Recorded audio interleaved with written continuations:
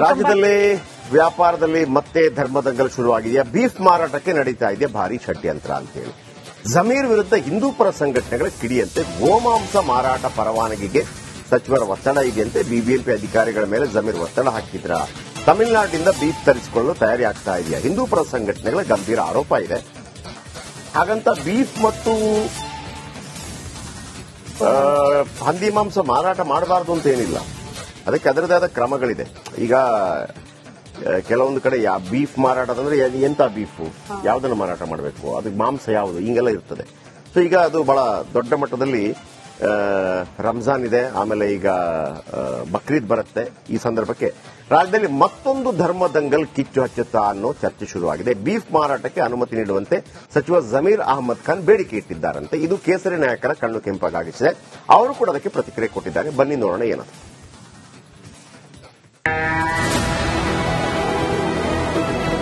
ಅಪ್ಪಿ ತಪ್ಪಿಯೂ ನಾವು ಯಾರಿಗೂ ಬಗ್ಗಲ್ಲ. ಜಮೀರ್ ಅಹಮದ್ ಇದೇ ತರ ಹಠ ಮುಂದುವರಿಸಿ ನಾವು ಕೇರಳ ಮತ್ತೆ ತಮಿಳುನಾಡಿಂದ ನಾವು ಗೋವನ್ನಗಳನ್ನ ತರಿಸಿ ಮಾಡ್ತೀರಿ ಅಂತ ಅಂದ್ರೆ ಅವ್ರ ತಾಕತ್ತಿದ್ರೆ ತರಿಸಲಿ. ಹಿಂದೂ ಕಾರ್ಯಕರ್ತರು ಯಾವ್ದೇ ಕಾರಣ ಕೈಕೊಂಡು ಸುಮ್ಮನೆ ಇರಲ್ಲ.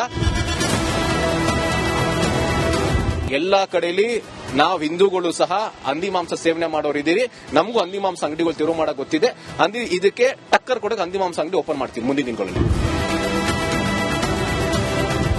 ಕಾನೂನಿಗೂ ನೀವು ಬಗ್ಗಿಲ್ಲ ಅಂತಂದ್ರೆ ನಮ್ಮ ಹೋರಾಟ ಈ ತರ ಇರುತ್ತೆ. ಏನಕ್ಕೆ ಖಂಡಿತ ವ್ಯಾಪಾರ ಆಗುತ್ತೆ. ಈಗ ನೋಡಿ, ನಮ್ಮ ಮಡಿಕೇರಿ ಭಾಗದವರು, ಮಲೆನಾಡು ಭಾಗದವರು ಈಗ ಆಲ್ರೆಡಿ ಎಷ್ಟೋ ಕಡೆ ಹಂದಿ ಮಾಂಸ ಪೋರ್ಕ್ ಶಾಪ್ ಇದೆ ನೋಡಿ. ಪೋರ್ಕ್ ಶಾಪ್ ಈಗ ನಮ್ಮ ಎಂಜಿ ರೋಡ್ ಕಡೆ ಇದೆ, ಶಾಂತಿನಗರದಲ್ಲಿ ಇದೆ, ನಮ್ಮ ಸಿದ್ದಾಪುರದಲ್ಲಿ ಇದೆ. ನಮ್ಮ ಸಿದ್ದಾಪುರದಲ್ಲಿ ನಾವು 2 ಅಂಗಡಿ ಮಾಡಿಸಿದ್ದೀರಿ. ಏನಕ್ಕಂದ್ರೆ ಇದೇ ತರ ಆಟ ಟೋಪ.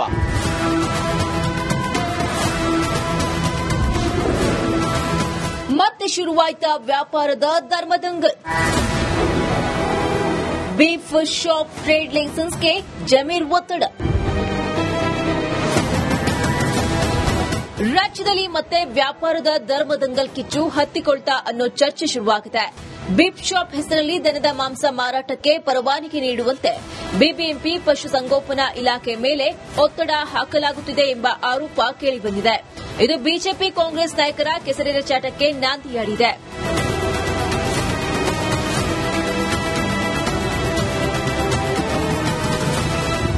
ಬೀಫ್ ಮಾರಾಟಕ್ಕೆ ಪರವಾನಗಿ ನೀಡುವಂತೆ ಸಚಿವ ಜಮೀರ್ ಮೂಲಕ ವ್ಯಾಪಾರಿಗಳು ಒತ್ತಡ ಹಾಕಿಸುತ್ತಿದ್ದಾರೆ ಎಂಬ ಆರೋಪ ಕೇಳಿಬಂದಿದೆ.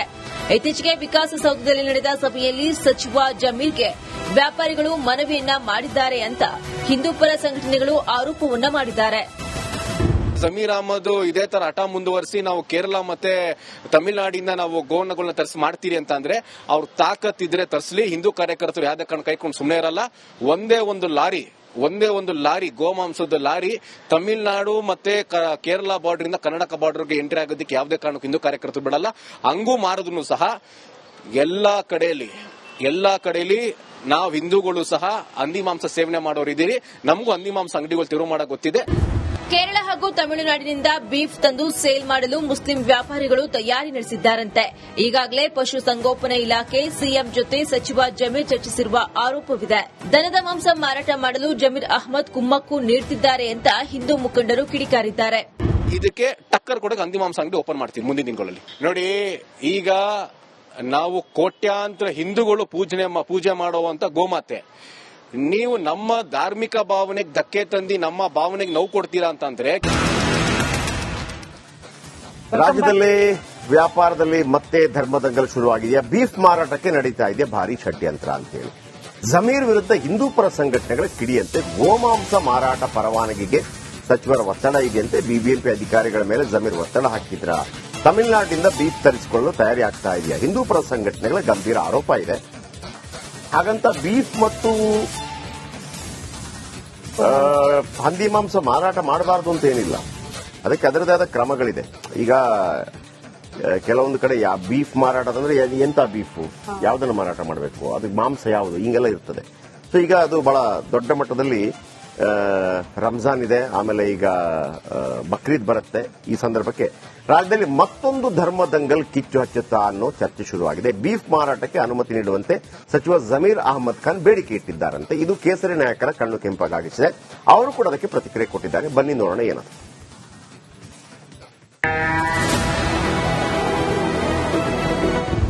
ತಪ್ಪಿಯೂ ನಾವು ಯಾರಿಗೂ ಬಗ್ಗಲ್ಲ. ಜಮೀರ್ ಅಹಮದ್ ಇದೇ ತರ ಹಠ ಮುಂದುವರಿಸಿ ನಾವು ಕೇರಳ ಮತ್ತೆ ತಮಿಳುನಾಡಿಂದ ನಾವು ಗೋವನ್ನಗಳನ್ನ ತರಿಸಿ ಮಾಡ್ತೀರಿ ಅಂತ ಅಂದ್ರೆ ಅವ್ರ ತಾಕತ್ತಿದ್ರೆ ತರಿಸಲಿ. ಹಿಂದೂ ಕಾರ್ಯಕರ್ತರು ಯಾವ್ದೇ ಕಾರಣ ಕೈಕೊಂಡು ಸುಮ್ಮನೆ ಇರಲ್ಲ.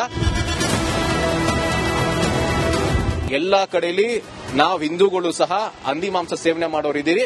ನಮಗೂ ಹಂದಿ ಮಾಂಸ ಅಂಗಡಿಗಳು ತೆರವು ಮಾಡಕ್ ಗೊತ್ತಿದೆ. ಇದಕ್ಕೆ ಟಕ್ಕರ್ ಕೊಡಕ್ಕೆ ಹಂದಿ ಮಾಂಸ ಅಂಗಡಿ ಓಪನ್ ಮಾಡ್ತೀವಿ ಮುಂದಿನ ದಿನಗಳಲ್ಲಿ.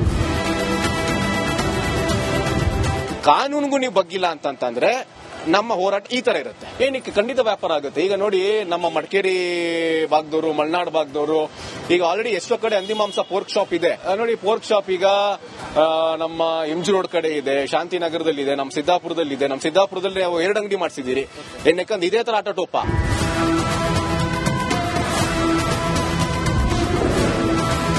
ಮತ್ತೆ ಶುರುವಾಯ್ತಾ ವ್ಯಾಪಾರದ ಧರ್ಮದಂಗಲ್. ಬೀಫ್ ಶಾಪ್ ಟ್ರೇಡ್ ಲೈಸೆನ್ಸ್ಗೆ ಜಮೀರ್ ಒತ್ತಡ.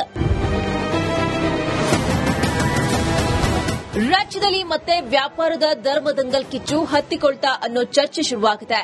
ಬೀಫ್ ಶಾಪ್ ಹೆಸರಲ್ಲಿ ದನದ ಮಾಂಸ ಮಾರಾಟಕ್ಕೆ ಪರವಾನಗಿ ನೀಡುವಂತೆ ಬಿಬಿಎಂಪಿ ಪಶುಸಂಗೋಪನಾ ಇಲಾಖೆ ಮೇಲೆ ಒತ್ತಡ ಹಾಕಲಾಗುತ್ತಿದೆ ಎಂಬ ಆರೋಪ ಕೇಳಿಬಂದಿದೆ. ಇದು ಬಿಜೆಪಿ ಕಾಂಗ್ರೆಸ್ ನಾಯಕರ ಕೆಸರಿನ ಚಾಟಕ್ಕೆ ನಾಂದಿಯಾಡಿದೆ.